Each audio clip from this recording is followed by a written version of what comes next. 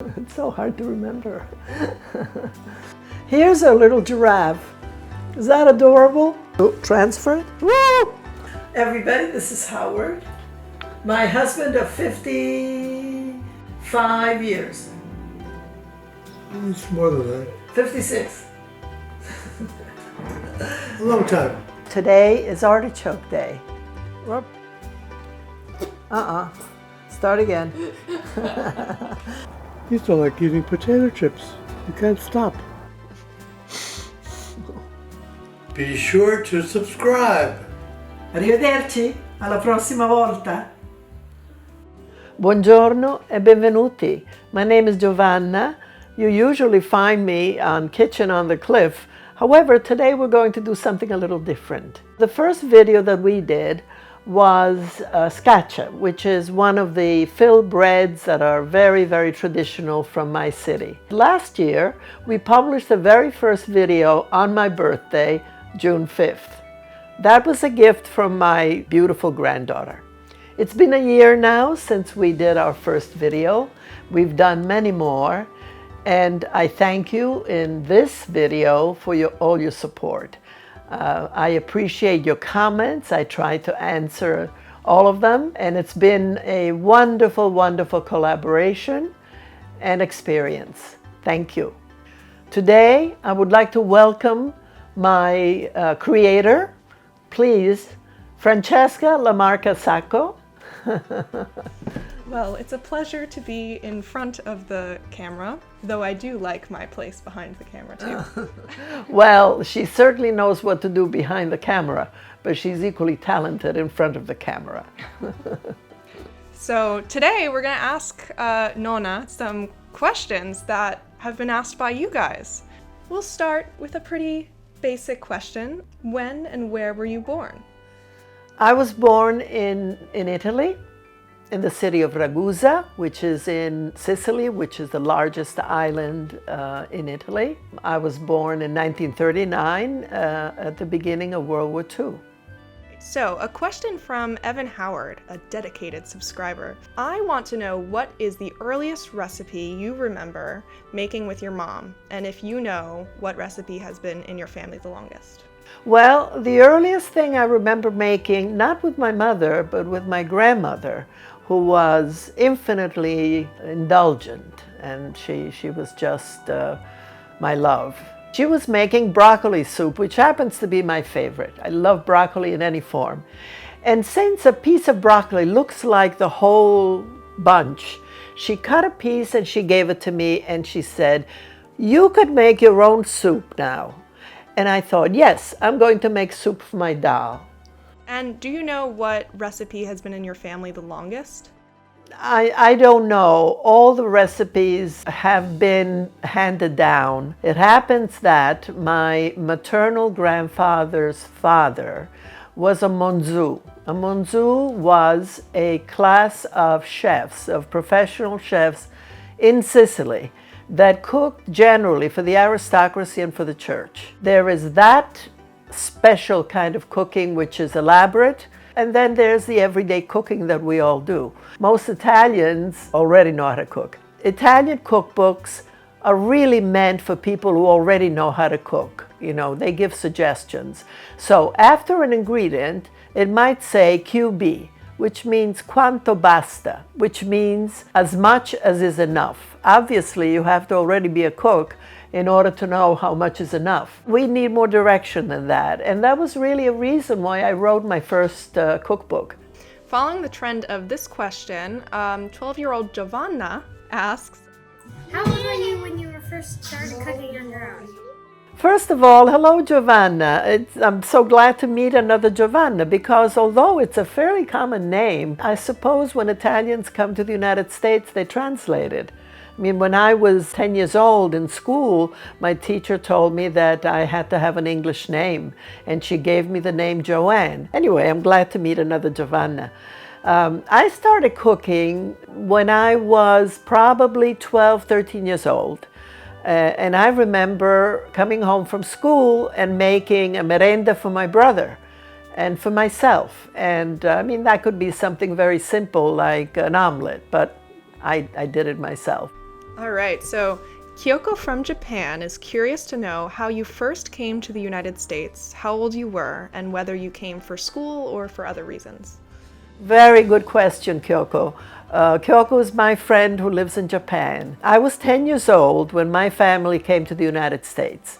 This was in 1950 when Italy was semi-destroyed by the war. It was a difficult time. So my father was the first one who came to the United States.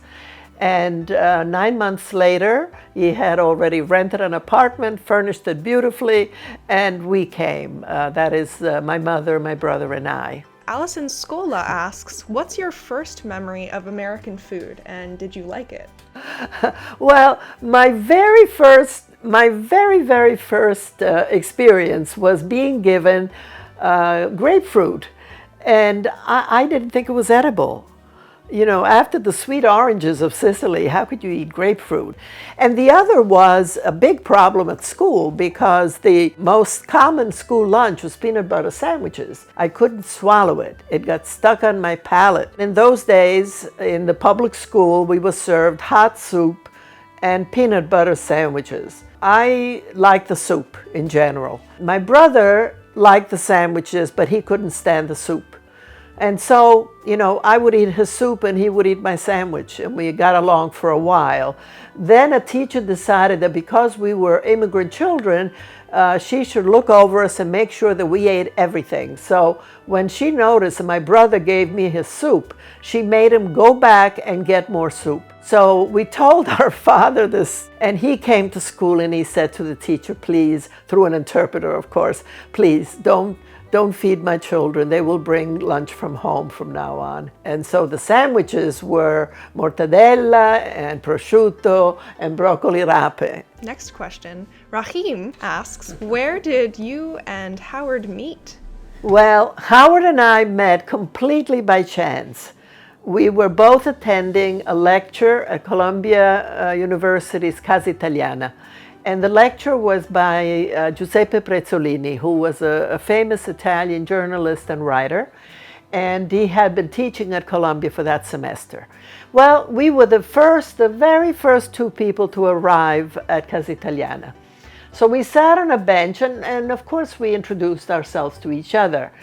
And I asked, are you a teacher of Italian, since the lecture was to be in Italian? He said, no, I'm an art director in advertising. And what do you do? Well, I'm a teacher. I teach art. Oh, neither of us were in Italian, but both of us were in the arts. Okay. Then I asked him, have you ever been to Italy? He said, yes, I was in Italy 5 years ago, but I'm going this summer. Oh, I said, so am I. Howard asked if we could meet again and continue our discussion about art. And he suggested that we meet at the Metropolitan Museum, a public place. Since the Metropolitan Museum is very large, he suggested that we meet in front of this new painting that the Metropolitan Museum had just acquired, the Aristotle Contemplating the Bust of Homer by Rembrandt, which was bought for the unheard of sum, at least for a public museum, of $2.3 million.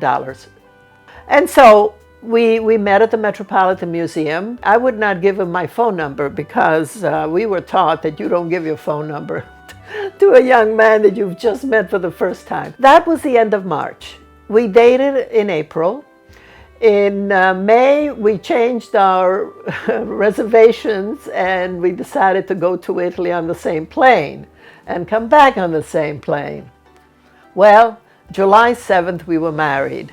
And we were married the day before we left for Italy because in 1963, I could not have brought a boyfriend, even a fiancé, to my grandmother's house in Italy. It just wasn't done. Anyway, the vacation, of course, turned into a magnificent honeymoon that lasted 6 weeks. And we went from Milano, where my grandmother lived, to Sicily. And it was just wonderful. Oh, that's very cute. Fast forward to the present. Why did you decide to make a YouTube channel? You know, we've had a lockdown and we were home. So this is something that we could do from home in total comfort. Each time we made a video, we had a lovely lunch or dinner. And so, again, Francesca, who is the one who takes care of the technical concerns, decided that we should have a YouTube channel. And so we have a YouTube channel. I also think another reason why we made the YouTube channel was because you were dabbling in the idea of writing another book. Yes. And we kind of thought that it might be a little bit more with the times to Well, this is start. not just more with the times, but it's very exciting and very interesting for me, and reaching an audience that I would never reach with another book. That's true. Yeah. My friend Nick asks, what do you enjoy doing when you're not cooking, and what did you do before YouTube? Well, I am a fiber artist. Immediately after college, I was doing batik, which is a traditional resist method of dyeing. And I use the traditional method of batiking in Indonesia, but I use my own imagery, contemporary imagery. So I did that some time ago. But I'm also, being a fiber artist, I knit and crochet, and I've been doing that all my life. Now that I am of a venerable age, as they say, I enjoy knitting even more, because I really believe that knitting keeps your mind alert, because there's a lot of math, you know, a lot of counting and a lot of creative energy that goes into it. I read a lot. If you can't go there, you follow your bliss by reading. I also design dish gardens. I love to do that. My husband complains all the time that it's too many plants, but I say there are not too many plants or too many books in a house. The next question is, what is your favorite Italian drink? I'm glad you asked. Here's my favorite Italian drink. Chinotto is my favorite. All right, so now that you have your drink, we can move on to the next question. Sicilian food culture founder Riccardo Favara asks, what is your favorite Sicilian recipe? I have eclectic tastes. I like so many recipes that I don't know that I could pick one. However, what I still love best is something that I would have as a merenda when I was a child. And that is a bruschetta made with a good piece of bread, with a drizzle of olive oil, a pinch of salt, a pinch of oregano, and a pinch of red pepper flakes. Give me that any time and I will be a happy person. If I'm going to talk about a favorite food, it's going to be bread, because it is the staff of life. It's not for nothing that, you know, in English we say that somebody's as good as gold, but not in Italian. In Italian we say somebody's as good as bread, buono come il pane. We didn't grow up with sandwiches, of course, in Italy. We grew up with a piece of bread in one hand and companatico in the other hand. Now, companatico doesn't even exist in English. There's no translation for the word.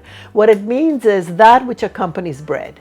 And the companatico could be a piece of cheese, it could be a handful of olives, it could be a piece of fruit, it could be a piece of salami, and it could be chocolate. I don't like chocolate cake.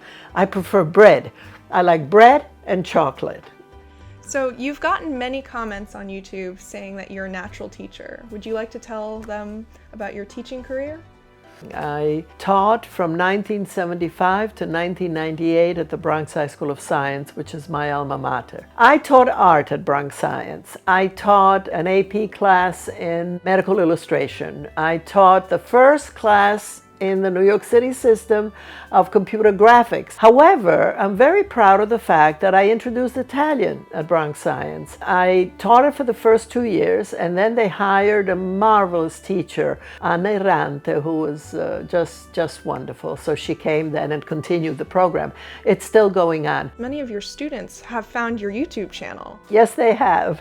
I mean, I've heard from so many of my students. Hello to all my darling former students at Bronx Science. I hold you in my heart. After I retired from Bronx Science, I began thinking about writing a cookbook, because I had many people who were urging me towards it, particularly Howard, my husband, who said, you know, you don't realize how much you know. I didn't know anyone in the publishing industry, but my wonderful son-in-law teaches at the New School, and he brought home a catalog. I read through it one night, and I saw that there was a workshop, a one-day workshop on how to publish a cookbook. So I took the workshop at the New School, and the professor was Gary Goldberg. Very thorough. He asked for us to explain why the world needed another cookbook. As you know, there are thousands, millions, I don't know. What's special about your cookbook that somebody should spend money to buy it? So that's how I published this. And then George Blagowitz, who was the publisher, a marvelous, elegant, distinct man, proposed a book on Sicily because he was in love with Sicily. So he said, why don't you write a guide? And what I wanted to do in this book was not only to tell people about Sicily, but to celebrate the art, the architecture, the cuisine, the Sicilian language. I'm calling it a language instead of a dialect because a language is a literature, and Sicily has a literature that goes back 1,200 years. So what we did was we recorded the dialogues in the book in Sicilian and in Italian to show the difference between the two languages. Italian cooking is regional. When you move 100 kilometers in any direction, you're going to find a different climate, you're going to find a different architecture, you're going to find different music, certainly different cuisine.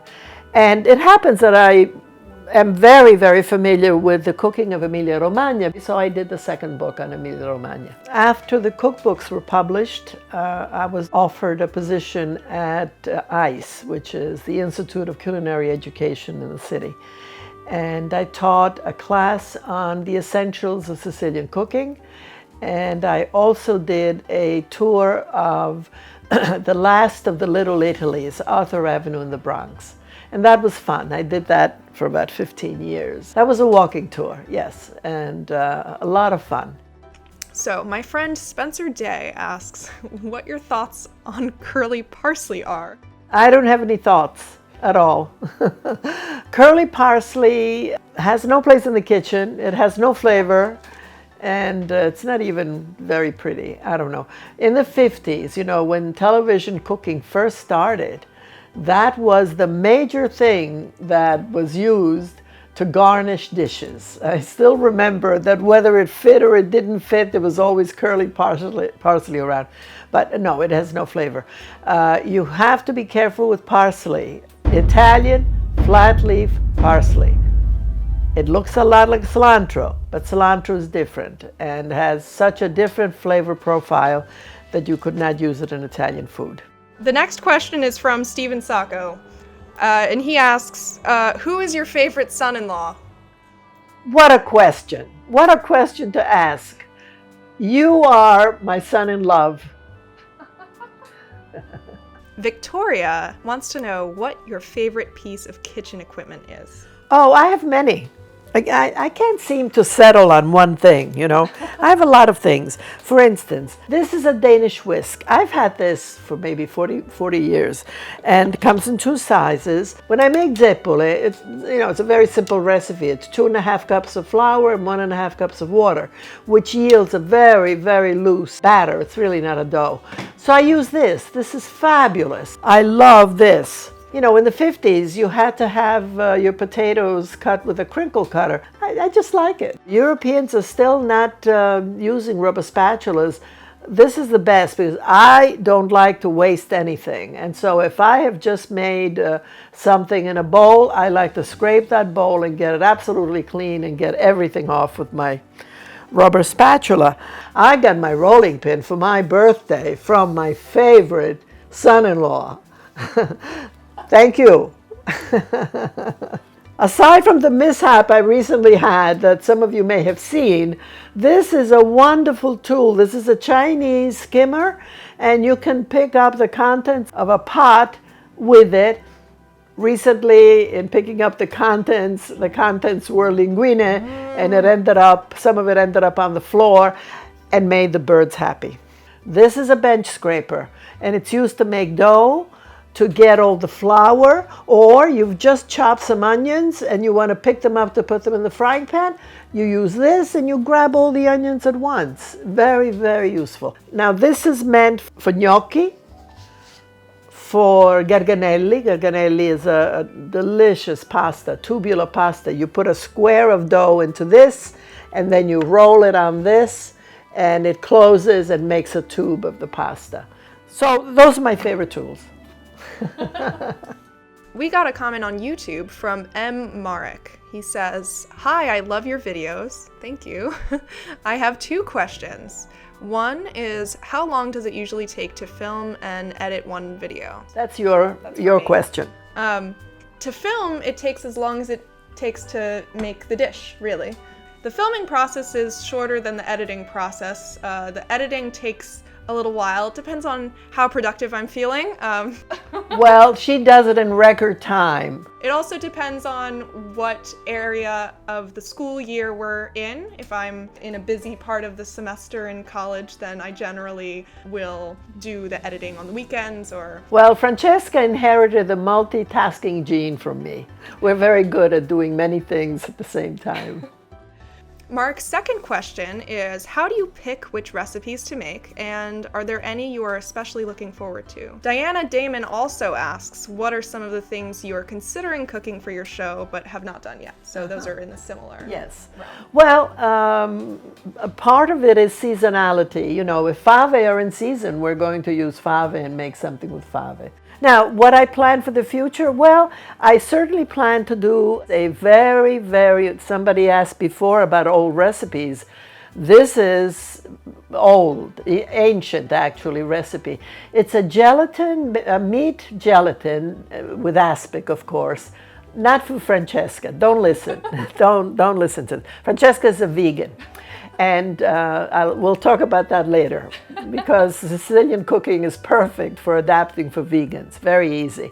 Anyway, I'm going to make something that we call in Sicilian liatina, which is a translation of gelatina, which is an aspic made with meats and absolutely delicious. It's usually made in December. It's made for Christmas. And that's one of the things that I'm going to do. Also, you know, I love the comments that I get of, oh, my grandmother used to make this, but she didn't leave a recipe. That's part of my aim as well, to recreate childhood for some of you, you know, because we all think that what our grandmothers made was unique to our grandmothers. No, they were not. I mean, if your grandmother was from Sicily, she cooked the traditional food. So that's how I choose the recipes. I want them to be unusual, but not so unusual that they're not going to be easily made. Yeah, I think you like portraying Sicilian cooking as approachable. Yes, which it is. Yeah. You know, certainly is if you're Sicilian, but it's no fault of your own if you're not. The next question is from James Murdoch Flowers. Hi, my name is James Murdoch Flowers. I live in Apex Kaluit, Nunavut, and my question is, how do noodles get squishy when it cooks? How? Very good question, James. Pasta is made with flour and water. It's mixed, and then it's shaped, and then it's dried. And after it's dried, it's completely solid and dry. And that way they could put it into bags or into boxes and sell it. When we cook pasta or spaghetti, we put it into boiling water. And although the pasta's been dehydrated, once you put it into the boiling water, you might notice when you cook spaghetti, the spaghetti never fits into the pot. Right? You put it into the pot, you wait until it begins to bend, and then you kind of push it into the pot and under the water. That will rehydrate. That means that the pasta will absorb the water. So you cook it for 10 minutes, and it will be soft, squishy, and delicious. Our next question was from P Jolly 2 on YouTube. They say, happy birthday. I have so many questions, I'm not sure which to ask. Finding your channel has brought back so many memories of my family that it brings those happy tears. You are helping me reconnect with something I thought was lost. Oh. A good question for me would be, which of your cookbooks would you recommend for a beginner? I really want to understand how my mother and all her family cooked and ate. Thanks and have a great birthday. Thank you. Thank you for your comment, of course, and your question. Well, I'm going to recommend Sicilian Feasts because this is really autobiographical. And the recipes are the recipes that all your grandmothers made, and you will recognize them. I'm always amused when somebody opens this book at random and says, "Oh, orange salad. I remember my grandmother used to make that." So this is the one I recommend for that reason. Your daughter Nicoletta would like you to explain what the difference is between Italian American and Italian food. Italian American and Italian food are two different cuisines and different flavor profiles. They are both good, they are both delicious, but they're different. The meatballs and spaghetti and meatballs. You know, Americans go to Italy and they're looking for spaghetti and meatballs and they can't find them because Italians don't serve spaghetti and meatballs. They will make the meatballs in tomato sauce. They will use the tomato sauce to dress the pasta, and they serve the meatballs as a secondo, as a main dish. There are a lot of things in America that we consider to be Italian, but are not. Like if you order pepperoni pizza in Italy. Well, if you order pepperoni pizza, you get peppers. Yes, you get peppers. You don't get sausage because we don't have pepperoni. The way Americans were introduced to Italian food was by the Neapolitans. First of all, they came in great numbers in the beginning and middle of the 20th century, and they were the entrepreneurs, more so, of course, than the Sicilians were. So the Neapolitans were the first people to open up restaurants. I said before that Italian cooking is regional. Lasagna from Naples, rich with meatballs and ricotta and mozzarella, is hard-boiled eggs. It's delicious. But there's also the lasagna made in Bologna, which is a white sauce, a bechamel, and a bolognese sauce, no mozzarella, no ricotta. Is it delicious? Absolutely, it's delicious too. So just keep your mind open, you know, keep your mind open. But don't abandon what you love. You love meatballs and spaghetti? Go for it. So, I guess following that question, my friend Corinne asks what your thoughts on Olive Garden are. Well, we were taken to Olive Garden. I've been there once, and we were taken to Olive Garden by very dear friends who wanted to give us a treat. And, you know, we were guests, so of course we liked everything, but we did like everything. I mean, it was good food. Is it the same as what we do at home? No, it isn't. Is it the same as an Italian restaurant? No. But, you know, I keep an open mind. Wasn't there a story with that Olive Garden experience? No, it was not the story of the Olive Garden. It was the family. Since we had been their guests, I said, I will cook tonight and I will make pizza. They had 5 children. The youngest one was 5. And so everybody was very happy. However, when the pizza arrived at the table, first of all, it was rectangular. So they didn't recognize that as pizza. It's supposed to be round. And then it had tomato, onions, and peas, and no cheese. The kids didn't recognize it as pizza. They refused to taste it, so they got sent up to their rooms. It was terrible. And then I said, well, maybe they'll come for dessert. What did I make for dessert? I made macedonia, which is fruit salad. And, you know, kids don't eat fruit salad for dessert. You need chocolate cake or something. So it was disastrous, but we remained friends. The next question we have is from Diana. She asks, does Francesca have a favorite recipe of yours that she remembers you cooking when she was growing up? Yes, both Francesca and her brother Felice had breakfast with us for the first 2 years of their lives. Francesca liked pappa.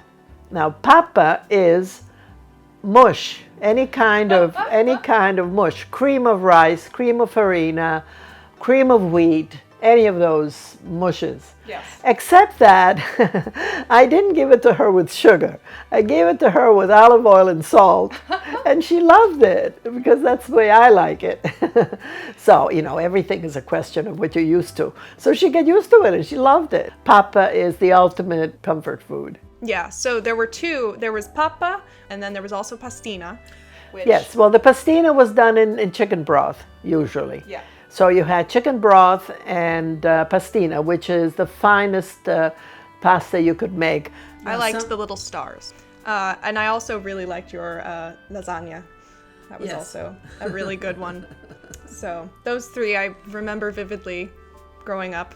And we've managed to veganize the lasagna perfectly. It's really very easy to veganize Italian food, Sicilian food in particular. Well, I was amazed to see when we first started this channel that the majority of the recipes that we started with were already vegan, which was really, really cool. The scotcha is already vegan.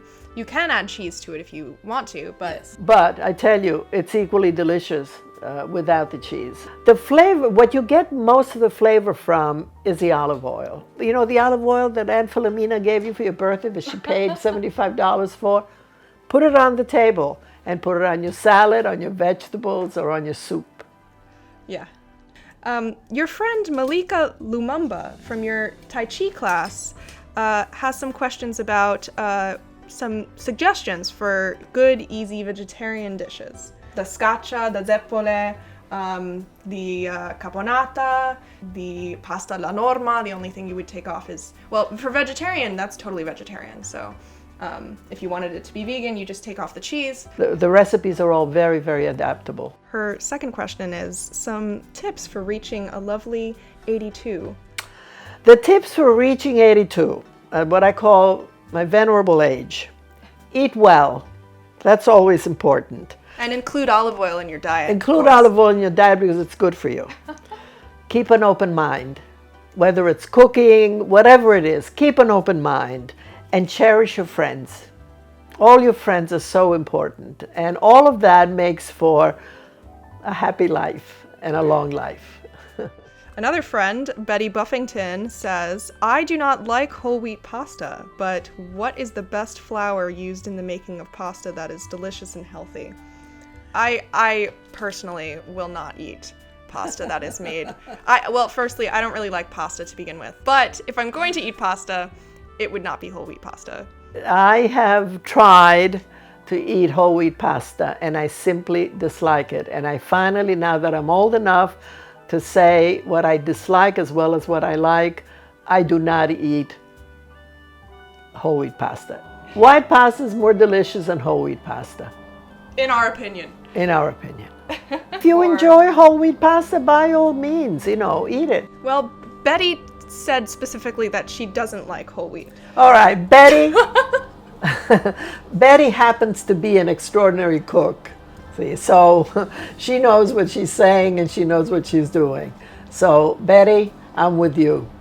David Ferguson says, my question is, if Giovanna were cooking for me right now, what would she cook for me and why? Knowing that I love Italian and Sicilian foods, I would need 3 courses as I am greedy.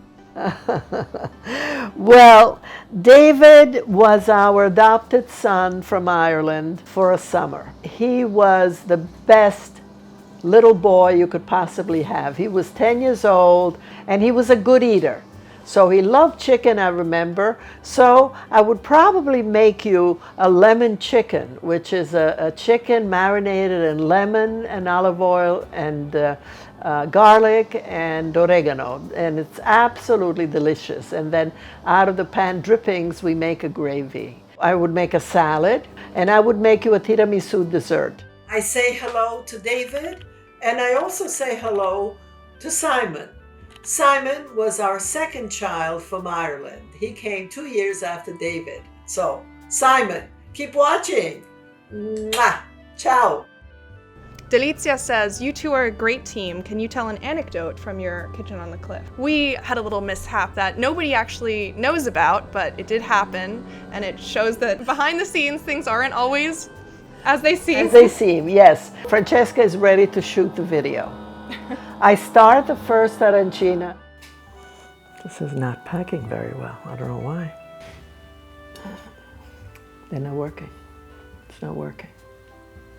I could not get it to stay together. Well, I had used the wrong rice. So that was the last question. That was it. Yeah. Thank you very much to everyone who participated. We thank you so much for watching this interview. We had a lot of fun putting it together and collecting questions from all our friends, family, strangers from all over the world. It's been a lot of fun, and I hope you learned something. This is a collaboration that is priceless for me. The possibility of doing these videos with my lovely granddaughter is precious, absolutely precious. So thank you for supporting us. Please subscribe, share with your friends, and I love you all. Chin chin. Chin chin. Happy birthday. Happy birthday.